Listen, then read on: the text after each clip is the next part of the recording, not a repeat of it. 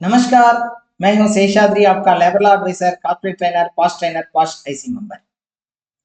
मुझे तो बहुत खुश है ये वीडियो से आपको आपसे मिलन हो रहा है। अभी आप तो मुझे तो शुभकामनाएं देते ही रहते हैं। और एज यूजुअल सितंबर महीने का एचआर स्टैट्यूटरी कंप्लायंस के बारे में ये वीडियो में आपको बताएंगे। ये वीडियो तो अंत तक देखिए। ये वीडियो में किस प्रोग्राम है और स्टैट्यूटरी कंप्लायंस जो कुछ करना है सितंबर मंथ में उसके बारे में मैं बताता हूँ। और जो कुछ सर्कुलर आया और रिसेंटली आने आए जजमेंट क्या है उसका इन डेप्थ नॉलेज भी हम देता हूं। अंत तक देखिए और एचआर फ्रेटर्निटी जो कुछ आपको तो मालूम है उनको तो शेयर कीजिए। हम अभी देखेंगे। पहले तो किस प्रोग्राम है आपको तो मालूम है। फैक्ट्रीज एक्ट में सेक्शन 79 में लीव का प्रोविजन दिया गया है। वो लीव का प्रोविजन के बारे में ये क्वेश्चन है। एक एम्प्लॉय तो 15 मार्च ज्वाइन हो रहा है और 30 दिसंबर तक काम किया और रिलीव हो गया। वो तो 195 डेज काम किया हमारा ऑर्गेनाइजेशन में। उनको कितने डेज का अर्न लीव सेक्शन 79 के अनुसार, प्रैक्टिस एक्ट में सेक्शन 79 के अनुसार कितने डेज देना है, ये तो क्वेश्चन है। 4 ऑप्शन दिया है कि किस ऑप्शन तो सही है आपको तो मालूम होना है। अंत में हम बताता हूँ कि करेक्ट आंसर क्या है। और एक किस प्रोग्राम का क्वेश्चन है वो पाशाक के बारे में। पाशाक में भी तो एम्प्लॉयर को प्रिवेंटिव मेजर जो कुछ लेना है ऐसा कहा गया है। किस ये 4 ऑप्शन में ये विच ऑप्शन वो तो प्रिवेंटिव का है। देखिए आईसी कमेटी को फॉर्म करना है, ये तो प्रिवेंटिव है क्या। वो 5 एक्ट का जो कुछ प्रोविजंस है, पॉलिसी है और वर्कशॉप में सभी एम्प्लॉय को हम तो ध्यान देना है, ये तो प्रिवेंटिव है। हाँ, और वुमेन अग्रीव्ड वुमेन जो कुछ वो आता है उनको तो सभी फैसिलिटीज हमको करना है, ये प्रिवेंटिव है। या हमी कबली उस जो कुछ आता है उसे सेटल करना है, ये तो प्रिवेंटिव है। आप तो किस आंसर को प्रिवेंटिव मेजर एम्प्लॉयर को दिया है ये एक्ट, उसको तो चूज करना पड़ता है। अंत में देखेंगे सही आंसर। अभी तो स्टैट्यूटरी कंप्लायंस के बारे में बताता हूं। सितंबर 2025 में स्टैट्यूटरी कंप्लायंस अगस्त महीने का पीएफ एंड ईएसआई हम तो 15 सितंबर 2025 के पहले पे करना पड़ता है। ये तो वेज मंथ अगस्त 2025 का है। 15 सितंबर में ईसीआर चलान और ईएसआई में चलान भी भरना पड़ता है और पे करना पड़ता है। इंटरनेशनल वर्कर आपके ऑर्गेनाइजेशन में है तो इंटरनेशनल वर्कर्स रिटर्न भी 15 सितंबर के पहले रिफरेंस फाइल करना पड़ता है।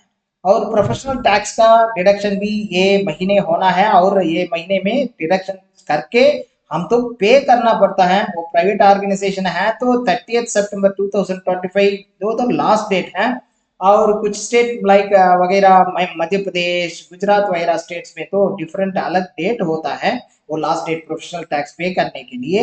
ये पे करने आपके म्युनिसिपालिटी कारपोरेशन में जो स्लैब है उसके अनुसार वो तो पे करना पड़ता है।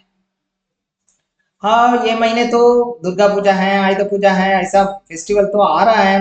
वो शुभकामनाएं देने के समय हम तो स्टैट्यूटरी कंप्लायंस भी सही टाइम में करना पड़ता है। अच्छी तरह प्लान कीजिए। वो मंथ मंथ का अंत में तो ये फेस्टिवल्स सब फेस्टिवल्स आता है, इसके लिए आपको प्लान करना पड़ता है। वो पेरोल को भी ध्यान में रखना है। और लर्निंग के अपॉर्चुनिटीज के बारे में अभी बताएंगे। वो तो ऑनलाइन वर्कशॉप होता है और कमिंग वो तो आने वाले 7 सितंबर को तमिल में वर्कशॉप है, compliance forms register reports returns. और अंग्रेजी में एक सेमिनार है 14 सितंबर, वो तो संडे है।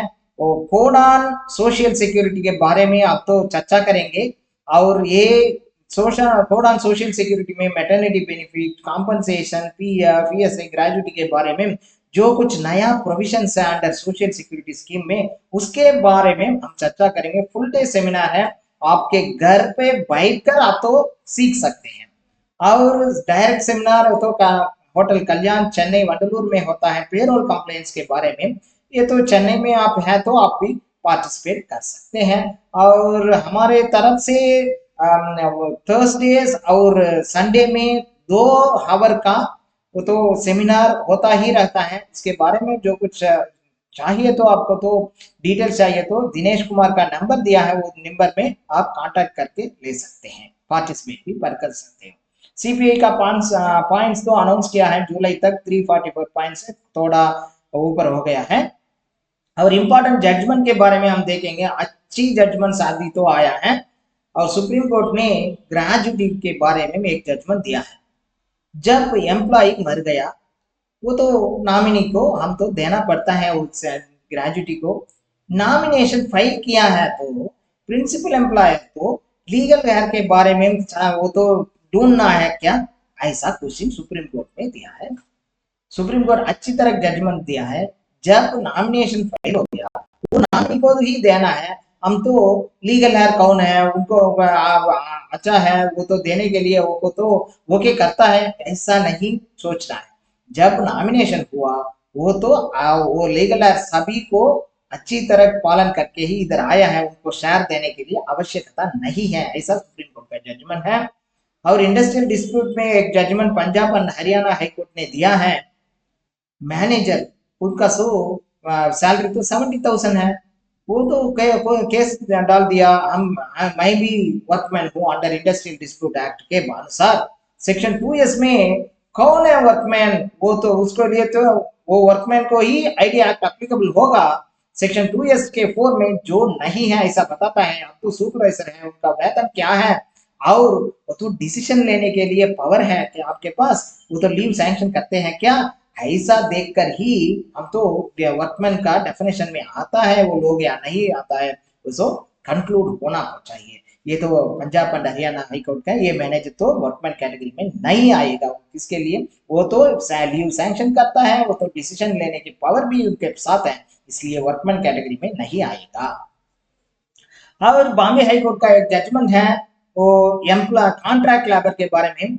जब प्रिंसिपल एम्प्लॉयर कॉन्ट्रैक्ट लेबर को डायरेक्टली वीआरएस स्कीम में, वॉलंटरी रिटायरमेंट स्कीम में दे दिया है तो क्या होगा, तो एम्प्लॉयर एम्प्लॉय रिलेशनशिप हो जाएगा। रिलेशनशिप हो गए तो सीएलआर ये कॉन्ट्रैक्ट लेबर नहीं है, वो तो डायरेक्ट लेबर होगा, हो जाएगा। ये बॉम्बे हाई कोर्ट का जजमेंट है। आप तो आपके ऑर्गेनाइजेशन में कॉन्ट्रैक्ट लेबर एक ही होगा, वो कॉन्ट्रैक्टर जब जब आप चेंज करते हैं वो सभी कॉन्ट्रैक्टर में ये सेम कॉन्ट्रैक्ट लेबर काम किया तो आप अच्छी तरह देखना पड़ता है। क्योंकि जब एक कॉन्ट्रैक्टर से और एक कॉन्ट्रैक्टर को आप चेंज करते हैं, जब सेम एग्जिट, वो तो ये कॉन्ट्रैक्टर में रिजिग्नेशन सबमिट करके सर्विस सर्टिफिकेट ले करके, और जब अनदर कॉन्ट्रैक्ट में वो तो लेता है अपॉइंटमेंट लेटर देना है, आईडी कार्ड, ऐसा सब कुछ देखना पड़ता है। ये बॉम्बे हाई कोर्ट का जजमेंट है।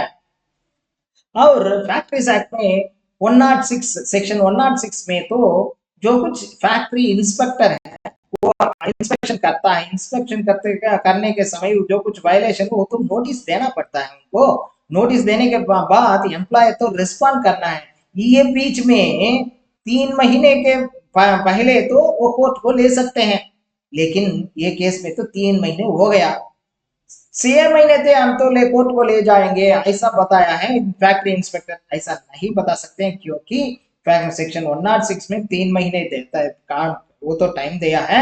और 6 महीने के कब ले सकते हैं, तो रिपीटेड ये तो वायलेशन हो गया तो तब ही 6 महीने का टाइम उनको मिलेगा, ऐसा हिमाचल प्रदेश का हाईकोर्ट की उच्च न्यायालय की जजमेंट है। और कलकत्ता उच्च न्यायालय अच्छी तरह के एक जजमेंट दिया है अपॉइंटमेंट लेटर के बारे में। ये अपॉइंटमेंट लेटर में शर्त है ना, वो शर्त में अब तो आर्बिट्रेशन क्लास है तो जरूर आर्बिट्रेशन जाना है। जो कुछ डिस्प्यूट होता है, ये sexual harassment termination due to sexual harassment है तो भी वो आर्बिट्रेशन को जाना पड़ता है, ऐसा कलकत्ता उच्च न्यायालय वो तो जजमेंट दिया है। और एक जजमेंट कलकत्ता उच्च न्यायालय का है, वो प्रिंसिपल एम्प्लॉयर कॉन्ट्रैक्ट एम्प्लॉय को ग्रेजुटी देने के लिए आवश्यकता नहीं है। एक कॉन्ट्रैक्ट लेबर में 3 आदमी तो जरूर होना है, ये तो principal employer, contract labour, contractor. Contractor नहीं है तो डायरेक्टली एम्प्लॉयर एम्प्लॉई, वो तो शाम कॉन्ट्रैक्ट हो जाएगा, उस समय ग्रेजुटी देना पड़ता है। कॉन्ट्रैक्ट लेबर को नहीं देना है, देने के लिए आवश्यकता नहीं है। प्रिंसिपल एम्प्लॉयर के लिए कॉन्ट्रैक्टर ही देना पड़ता है। और पीएफ के बारे में मद्रास उच्च न्यायालय का एक जजमेंट है, वो तो कॉन्ट्रैक्टर का पीएफ पे करने के लिए किसको रिस्पॉन्सिबिलिटी है। ये केस में तो प्रिंसिपल एम्प्लॉयर है, उनको तो पीएफ कोड है, कॉन्ट्रैक्टर है, कॉन्ट्रैक्टर को भी पीएफ कोड है। जो कुछ सब कॉन्ट्रैक्टर है उनको तो कोड नहीं है, उनको तो पीएफ नहीं पे नहीं किया है। अभी तो पीएफ अथॉरिटीज आकर उनको कॉन्ट्रैक्टर का जो कुछ रिकॉर्ड्स है वेरीफाई करके इंस्पेक्शन करके प्रिंसिपल एम्प्लॉयर को पूछा वो दे दीजिए, जो कुछ एम्प्लॉय को नहीं किया पे किया वो सब कुछ आप देना पड़ता है। ऐसा नहीं है, क्योंकि जब सब कॉन्ट्रैक्टर को तो एक पीएफ कोड है तो तो रिस्पॉन्सिबिलिटी कॉन्ट्रैक्टर को कॉन्ट्रैक्टर की ही है। वो जो कुछ सब कॉन्ट्रैक्टर नहीं दे पीएफ तो पे नहीं किया है, वो कॉन्ट्रैक्टर पे करना पड़ता है, प्रिंसिपल एम्प्लॉयर को वो रिस्पॉन्सिबिलिटी नहीं है। ऐसा मद्रास उच्च न्यायालय का जजमेंट है। और एक जजमेंट मद्रास उच्च न्यायालय का है, लीगल प्रोवाइडिंग लीगल ओपिनियन। तो एम्प्लॉय होगा पीएफ एक्ट में नहीं है, वो तो बैंक में हम देखेंगे अप्राइसर होगा, अप्राइसर तो वो जो कुछ ज्वेल देते हैं उसको देखकर हाँ अच्छी है या नहीं है ऐसा ओपिनियन देता है, वो तो एम्प्लॉय नहीं है। ऐसा मद्रास उच्च न्यायालय का जजमेंट है। केरला उच्च न्यायालय एक जजमेंट दिया है, जब पैरा 26 ऑफ 6 उसके अनुसार एम्प्लॉयर एम्प्लॉय दोनों एक ही तरफ है कहा तो वो स्टैट्यूटरी लिमिट के ऊपर भी हम पीएफ को पे कर सकते हैं। वो तो स्टैट्यूटरी लिमिट 15,000 है, उसके ऊपर हम तो पे करना है तो वो दोनों अग्री होना चाहिए। ये केस में ये ऐसा ये विषय तो ऐसा ये नहीं है, रेट्रोस्पेक्टिव में पे करना पड़ता है। ये जब हायर पेंशन आया था उसके समय ये आया था, वो 2003 से मैं तो पैरा 26 से ऑफ 6 के अनुसार हायर पे पीएफ को पे करता हूँ, ऐसा एम्प्लॉय भी कर दिया, एम्प्लॉयर भी कर दिया। ये कोर्ट में आया तो पीएफ अथॉरिटी से नहीं नहीं नहीं, आपके से ड्यू कुछ भी नहीं है, ड्यू है तो अरियर्स में पे सकते हैं, ये तो ड्यू नहीं है ऐसे, इसलिए रेट्रोस्पेक्टिव इफेक्ट में हायर पीएफ नहीं पे कर सकता है। ये केरला उच्च न्यायालय का वो एक जजमेंट है। और मध्य प्रदेश न्यायालय का जजमेंट है, जब एम्प्लॉय तो सस्पेंशन में है, सस्पेंशन अलाउंस देंगे, कोर्ट तो रीइंस्टेटमेंट बैक वेजेस दे दिया तो जजमेंट दे दिया तो आप क्या करना पड़ता है, बैक वेजेस देना है, वो बैक वेजेस को पीएफ भी देना पड़ता है। पीएफ तो लेट हो गया, वो तो उस समय डैमेजेस इंटरेस्ट आएगा क्या, ये तो विषय है मध्य प्रदेश हाई कोर्ट का इस जजमेंट में नहीं आएगा। ये तो एम्प्लॉयर इंटेंशनली नहीं पे किया है, ये तो सस्पेंशन में है, पे नहीं किया है, जब कोर्ट बताया हम तो बैक पेजेस दे दिया, इसलिए वो बैक पेजेस को डैमेज इंटरेस्ट नहीं आएगा। कमीशन, वो तो कमीशन पे करने से वो तो सेल्समैन होगा, जो इंसेंटिव होगा वो तो पीएफ का बेसिक में नहीं आएगा। ये मद्रास उच्च न्यायालय का जजमेंट है। और एक जजमेंट मद्रास उच्च न्यायालय का, सबसिस्टेंस अलाउंस को पीएफ नहीं आएगा, आपको तो मालूम है, बोनस आएगा क्या, नहीं आएगा। ये तो ये कोर्ट में आया, ये केस में तो प्रिंसिपल एम्प्लॉयर यूनियन यूनियन तो 12-3 सेटलमेंट में हस्ताक्षर दे दिया। इसमें तो इसके अनुसार सेटलमेंट के अनुसार मैक्सिमम 30 डेज पनिशमेंट दे सकता है। वो 30 डेज सस्पेंशन पे यानी सस्पेंशन पनिशमेंट दिया तो 15 डेज का सैलरी देंगे, ऐसा उनको प्रिंसिपल एम्प्लॉयर को यूनियन को सेटलमेंट है। और स्टैंडिंग ऑर्डर्स है ना, स्टैंडिंग ऑर्डर्स में एक शर्त है, जो कुछ सस्पेंशन 30 डेज ही होना पड़ता है, उसके ऊपर जो कुछ होता है उसको तो सैलरी देना पड़ता है, ऐसा। अभी तो इसमें एक एम्प्लॉय का दो बार सस्पेंशन हुआ, पहले बार तो 3 महीने, दूसरा बार 6 महीने सस्पेंशन, 30 डेज पनिशमेंट, उसको तो 15 डेज सैलरी दे दिया, 15 सैलरी दे दिया और 15 डेज सैलरी के लिए बोनस भी दे दिया। अभी तो पूछा है मुझे तो और कुछ बोनस आना है, ऐसा मद्रास हाई कोर्ट ने, इलाहाबाद हाई कोर्ट ने दे दिया। ये जजमेंट जरूर देना पड़ता है, मद्रास हाई कोर्ट ने उसको अनुसार ही, या लेबर कोर्ट जो कुछ कहा सही है ऐसा बताया, क्योंकि वो स्टैंडिंग ऑर्डर के अनुसार आपको तो 30 डेज के ऊपर जो कुछ डेज में आपको सस्पेंशन है वो सैलरी देना पड़ता है, सैलरी देने के लिए आपको बोनस भी देना पड़ता है, ऐसा जजमेंट दिया है। और 5 लाख में एक जजमेंट है, 5 लाख में तो अभी जजमेंट अर्नन ऑफ एंडांडस का जजमेंट के बाद जो कुछ आया है वो तो लैंडमार्क जजमेंट है। ये तो पंजाब और हरियाणा हाईकोर्ट का जजमेंट, ये तो रिस्पॉन्डेंट जो जिसके बारे में वो तो कंप्लेन हुआ उनको तो क्रॉस एग्जामिनेशन, विटनेस को क्रॉस एग्जामिनेशन करने के लिए वो तो हम तो समय देना है। और रिपोर्ट्स जो कुछ इंक्वायरी रिपोर्ट्स है ना उनको तो देना है। अर्नन फर्नांडिस केस में तो रिपोर्ट नहीं दिया, ये ही सुप्रीम कोर्ट में आया था। तो अभी ये केस में भी रिपोर्ट देना पड़ता है, नहीं तो ये तो इंक्वायरी नहीं होगा, ऐसा जजमेंट हुआ है।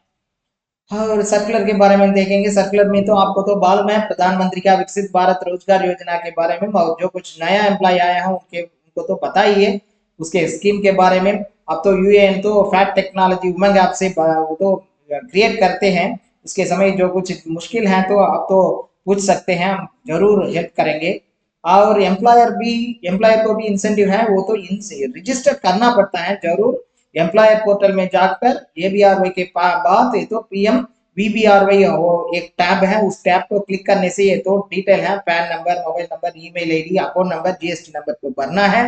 भरने के बाद आप तो डीएससी और ई सिग्नेचर से हस्ताक्षर देना पड़ता है। आप जब हस्ताक्षर देते हैं जीएसटी को वेरिफिकेशन इमीडिएटली हो जाएगा, बैंक वेरिफिकेशन को कुछ देर लगेगा।